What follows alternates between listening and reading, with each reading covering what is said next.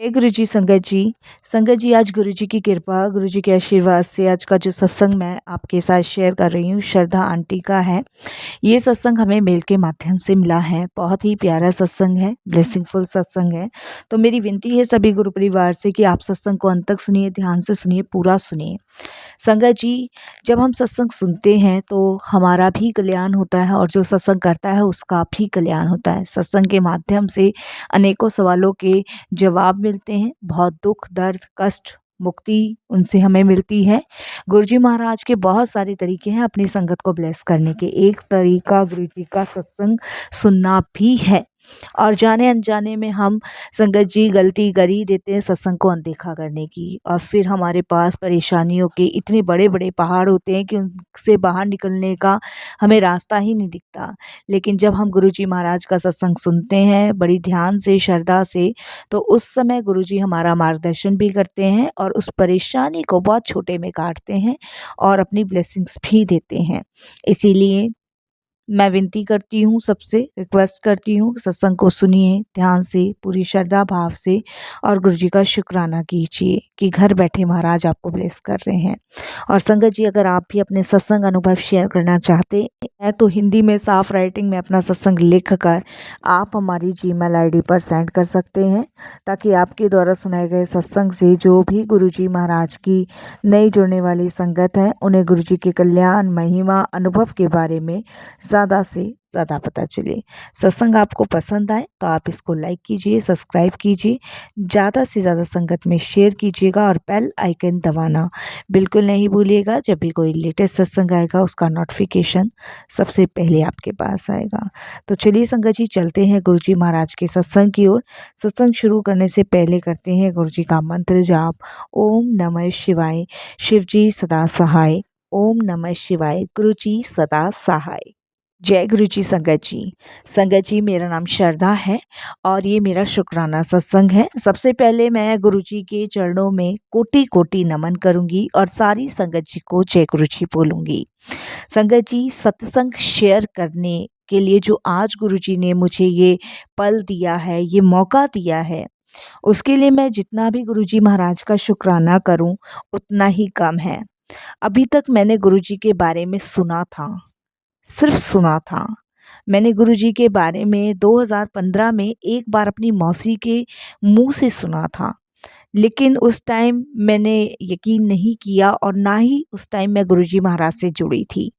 लेकिन वो कहते हैं ना, जब हम गुरुजी से जुड़ते हैं, जब हम गुरुजी के किए गए द्वारा चमत्कार खुद महसूस करते हैं, जब हमारे सारे रुके काम अपने आप बनने लगते हैं, जब हमारी जो बीमारियां होती हैं, दुख होती है, वो ख़त्म होने शुरू होते हैं, हमारे जो अटके हुए काम होते हैं वो अपने आप हो जाते हैं, तब कहीं जाके संगत जी हमें इस चमत्कार पे विश्वास होता है।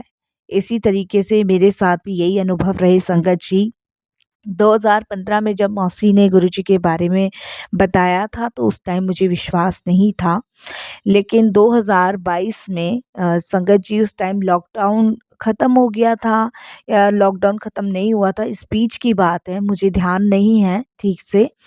तो उस टाइम मेरे हस्बैंड की बहुत ज़्यादा तबीयत ख़राब हुई थी और मुझे अच्छे से याद है संगत जी कि मुझे जिस दिन मेरे हस्बैंड की तबीयत ख़राब हुई थी उससे 2 दिन पहले मुझे गुरुजी का ड्रीम दर्शन आया था।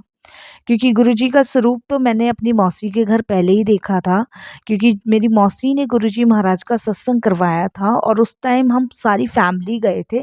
बट जब गुरुजी के चमत्कार और गुरुजी के बारे में पता चला तो इतना अटैचमेंट नहीं हुआ था, क्योंकि यकीन नहीं हो पा रहा था, तो इसलिए हम अटैच नहीं हुए थे।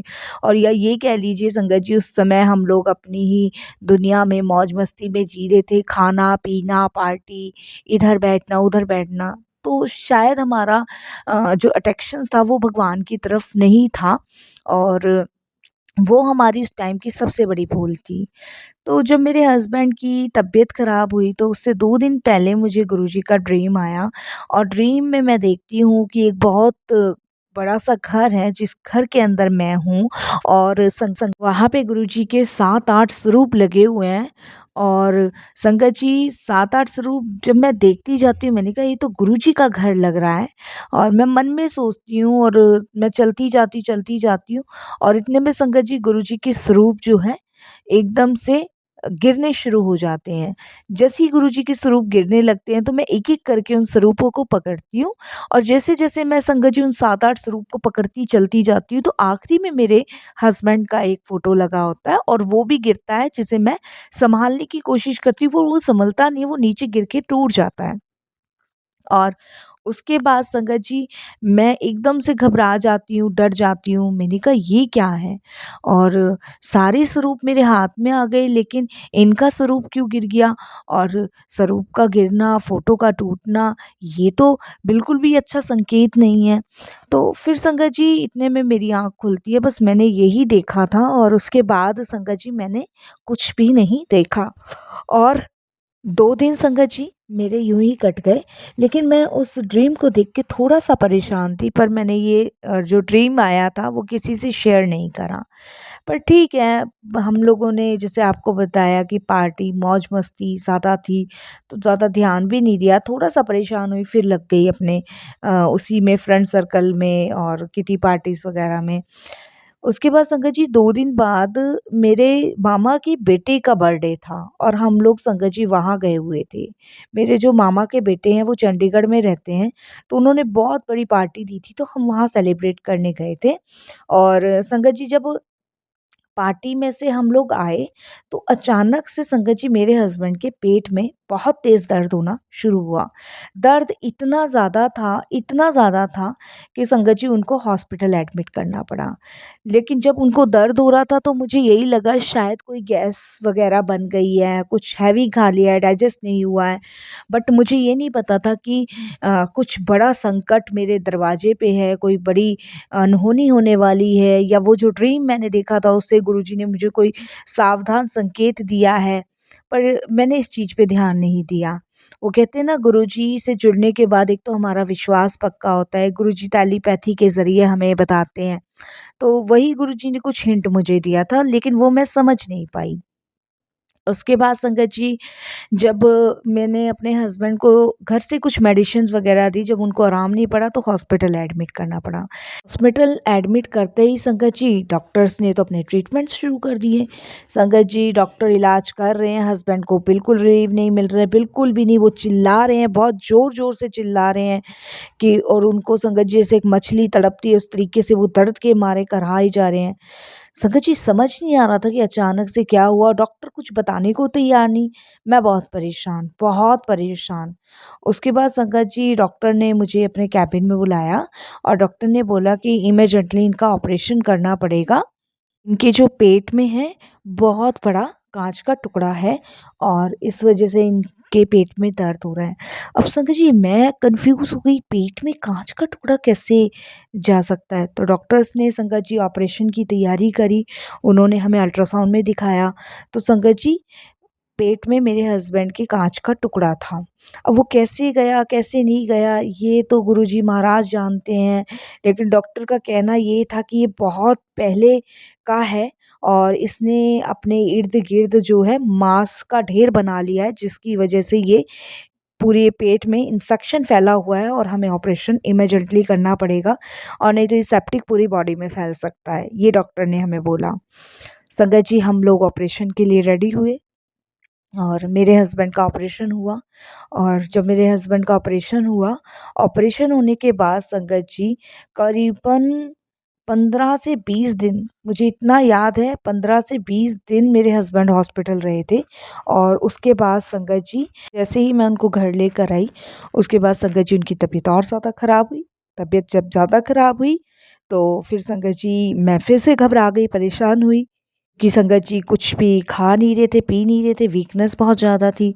हम लोगों ने वापस से हॉस्पिटल एडमिट कराने की सोची और संगत जी मैंने डॉक्टर से फ़ोन पे बात की तो डॉक्टर ने तो मुझे क्लियर कह दिया कि आप हॉस्पिटल ले जाएँ और हॉस्पिटल में एडमिट करना पड़ सकता है। तो संगत जी पर मेरे हस्बैंड हॉस्पिटल जाने के लिए बिल्कुल भी एग्री नहीं, उन्होंने साफ मना कर दिया कि वो हॉस्पिटल नहीं जाएँगे, चाहे उनके प्राण यहीं निकल जाएँ। तो उस टाइम मैं बहुत परेशान थी, बहुत मेरे को समझ नहीं आ रहा था संगत जी। और कहते हैं ना, उस समय कोई रिश्तेदार, कोई साथी, कोई काम नहीं आता, सिर्फ़ भगवान काम आते हैं। तो वही कुछ ऐसा हुआ और गुरुजी ने ड्रीम दर्शन देके पहले ही हिंट मुझे दे चुके थे। मेरे को संगत जी अचानक से गुरुजी का ध्यान आता है, अचानक से गुरुजी का ध्यान आता है और मैं तुरंत की तुरंत अपनी मौसी को फ़ोन करती हूँ। और मेरी मौसी संगत जी जालंधर रहती हैं और मैं उनको फ़ोन करती हूँ और मैं उनको सारी चीज़ें शेयर करती हूँ। मैंने कहा, मौसी ऐसे-ऐसे बात है और मैंने ऐसे-ऐसे देखा था और अभिषेक अभी तक ठीक नहीं हो पा रहे हैं। तो मेरी मौसी मुझे कहती है कि मैं कल ही आती हूँ। तो संगत जी मेरी मौसी रात को ही जालंधर से बैठे और नेक्स्ट डे 1 या डेढ़ बजे तक वो घर आए और उन्होंने जब मेरे हस्बैंड की हालत देखी, तो वो मुझे एकदम से डाँटने लगे और वो कहने लगे कि इसनू तो गुरुजी के पास लेके जाना सी। तो जब मेरी मौसी संगत जी बहुत 70-75 प्लस के हैं, तो संगत जी उन्होंने जल प्रसाद मेरे हस्बैंड को पिलाया और गुरुजी का मंत्र जाप करना शुरू किया और मुझे सुखमनी जपजी साहिब जी के पाठ पे बैठाया। और संगत जी मैं आपको सही बताऊं, मुझे जपजी साहिब सुखमनी जी का पाठ बिल्कुल नहीं आता था, क्योंकि मैंने बताया संगत जी, मैंने कभी भगवान की तरफ रुख ही नहीं किया, ये तो गुरुजी से जुड़ने के बाद रुख हुआ। और संगत जी मेरी जो मौसी है, वो ग्रंथ भी पढ़ती हैं गुरुद्वारों में और सुखमनी साहिब जी, जपजी साहिब जी का पाठ भी करती हैं जालंधर के गुरुद्वारे में, तो ग्रंथी हैं वो। तो उन्होंने संगत जी मुझे 40 दिन का जपजी साहिब और सुखमनी साहिब जी का पाठ करने को कहा। एक-एक पाठ उन्होंने मुझे रोज़ कहा, 40 दिन, सुबह और शाम। और संगत जी सुबह मैंने जपजी साहिब पढ़ना, शाम को मैंने सुखमनी पढ़ना और ऐसे करते-करते संगत जी आप बिलीव नहीं करोगे, कब मेरे हस्बैंड रिकवर होने लगे मुझे नहीं पता चला। और संगत जी मेरे को अपने हस्बैंड को हॉस्पिटल ले जाने की भी ज़रूरत नहीं पड़ी। गुरुजी के जल प्रसाद से, गुरुजी के मंत्र जाप से, जपजी साहिब जी से, सुखमनी साहिब जी से इतना मेरे हस्बैंड में चमत्कार हुआ कि वो संगत जी उठ के खड़े हो गए। और जब संगत जी अल्ट्रासाउंड उनका होना था, 15 दिन बाद एक होना था जो कि हॉस्पिटल में हो चुका था। और जब 20 दिन बाद जब मैं अपने हस्बैंड को घर ले आई थी, तो उसके बाद 2.5 महीने बाद एक अल्ट्रासाउंड बोला था, डॉक्टर को देखना था ऑपरेशन के बाद कितना, मतलब वो बॉडी अंदर से ठीक हुई है कि नहीं हुई है। तो जब 2.5 महीने बाद मेरे हस्बैंड का अल्ट्रासाउंड हुआ तो रिपोर्ट बिल्कुल नॉर्मल आई। तो मेरी जो मौसी थी, और जब मैंने मौसी को अपना सत्संग भी शेयर किया कि मैंने ऐसे-ऐसे देखा, तो उन्होंने मुझे बोला कि गुरुजी तेरे साथ जब से ही जुड़े हुए हैं, जब से तुझे मैंने अपने घर सत्संग में बुलाया था, तब से ही गुरुजी महाराज ने तुझे ब्लेस किया हुआ था। ये बहुत बड़ा कष्ट था और जो गुरुजी ने बहुत छोटे में काट दिया। और मेरे को उस दिन समझ आया कि सच में गुरुजी महाराज से हम नहीं जुड़ते, गुरुजी हमें खुद जोड़ते हैं। और शायद गुरुजी ने मुझे जोड़ लिया था जब मैं फर्स्ट टाइम सत्संग में गई थी। और गुरुजी ने मेरा बहुत बड़ा जो कष्ट मेरे हस्बैंड पे था, बहुत छोटे में काटा। इसके लिए मैं गुरुजी का जितना शुक्राना करूँ उतना कम है। और संगत जी गुरुजी ने जो भी मेरे हस्बैंड का कष्ट था, वो उस फ्रेम फ़ोटो पे डाल दिया था जो ऊपर से नीचे गिरा था। तो मेरे को ये, जब मैंने सारी कड़ियाँ जोड़ी, सब चीज़ समझी, तब मुझे समझ आया। और उसके बाद संगत जी मैं, मेरे हस्बैंड जब ठीक हुए तो हम गुरुजी के दरबार गए। माथा टेक कर आए। और संगत जी उस दिन का दिन है, आज का दिन है, कोई किटी पार्टी नहीं, कोई पार्टी नहीं, शबद बानी से ही ज़िंदगी शुरू होती है और ज़िंदगी ख़त्म होती है, ये हमने उस दिन निर्णय लिया था। और दिन भी हमारा परमात्मा का नाम लेते हुए होता है, रात भी परमात्मा का नाम लेते ही हुए होती है। तो सब हमने अब समर्पण गुरुजी के नाम का कर दिया है। और हम गुरुजी के दरबार जाते हैं, माथा टेकते हैं जब भी गुरुजी का बुलावा आता है। जालंधर मंदिर भी हम 2 बार हो आए हैं, मौसी घुमा के लाई हैं। और संगत जी जपजी साहिब, सुखमनी साहिब जी मैं करती ही हूँ। मुझे आता नहीं है, लेकिन फिर भी मौसी कहती हैं कि पढ़ो। भगवान भाव देखता है, चाहे तुम्हें पढ़ना आता हो या ना आता हो। क्योंकि संगत जी मैं आपको बता दूँ कि मैंने जपजी साहिब जी, सुखमनी जी कभी नहीं पढ़ी, और शुरू से ही माँ-बाप की लाड़-प्यार में पली-बड़ी थी। और संगत जी उसके बाद हम लोग पंजाबी हैं और हस्बैंड मेरे पंजाबी नहीं हैं। तो इनकी फ़ैमिली में आने के बाद संगत जी ये मराठी हैं, तो इनकी फ़ैमिली में कुछ अलग ही रूल्स थे, तो मैं सब कुछ भूल चुकी थी कि मेरी फ़ैमिली में क्या होता था, क्या नहीं। और मेरी फ़ैमिली में संगत जी सबने मुझे बड़े लाड़-प्यार से पाला, तो वो चीज़ कभी ध्यान ही नहीं आई। मौसी मेरे हमेशा कहते थे, मौसी जब-जब मुझे मिलते थे या जब-जब मैं उनके घर जाती थी, हमेशा मुझे यही कहते थे कि कोई काम नहीं आना, ईश्वर काम आना है, भक्ति लगा अपने विच, मार्गदर्शन कर, गुरु से जुड़। बट संगत जी मैं कभी नहीं जुड़ पाई, लेकिन देखिए जुड़ने का समय जब आया तो महाराज ने ऐसा जोड़ा कि उन्होंने बता दिया कि तुम्हारे जो कष्ट हैं वो सब मैं हरता हूँ, जो तुम्हारे दुख हैं, परेशानियाँ हैं, उनका निवारण सिर्फ़ मैं करता हूँ, बस तुम मुझे समर्पण करो। और संगत जी अब मुझे ये भी समझ आया, जो साँसें चल रही हैं वो भी ईश्वर की मर्ज़ी कृपा से चल रही है। नहीं, पहले तो ऐसा ही लगता था जैसे कि भई सब कुछ हमने ही किया हुआ है, और मेडिकल साइंस हम लोगों ने इतनी आगे रख रखी है कि परमात्मा की शक्तियों को पीछे कर देते हैं। तो ये सबसे बड़ी भूल है। डॉक्टर ने अपना काम किया, लेकिन डॉक्टर ने जो अपना काम किया उसमें भी परमात्मा की इच्छा थी, गुरुजी महाराज का आशीर्वाद था, तभी उनका ऑपरेशन सक्सेसफुल हुआ। और संगत जी बस ये हमने बहुत दिमाग लगाया कि आखिर वो काँच का टुकड़ा आया कहाँ से, कैसे पेट में गया? तो इस चीज़ का पता नहीं संगत जी, हो सकता है बचपन में कुछ किया हो, या क्योंकि बच्चे ऐसी हरकत तो संगत जी बचपन में ही करते हैं कि बचपन में ही वो कुछ ऐसा काँच का खा लिया होगा जो पेट में पड़ा रहा, पता नहीं चला, निकला नहीं। तो उसको बहुत गुरुजी ने देखिए अपने से जोड़ हमें जभी लिया था 2015 में, लेकिन गुरुजी को पता था कि आगे बहुत बड़ा संकट, परेशानी आने वाली है। तो गुरुजी ने उसका हिंट भी दिया और उसको दूर भी किया, और मतलब जो बड़ा-सा कष्ट था वो बहुत छोटे में काटा। तो जितना शुकराना हम कर सकते हैं गुरुजी का अपना ही काम है। धीरे-धीरे संगत जी बच्चों को भी मैं, जो मैंने चीज़ें मिस की है ना वो मैं अब बच्चों को भी सिखा रही हूँ।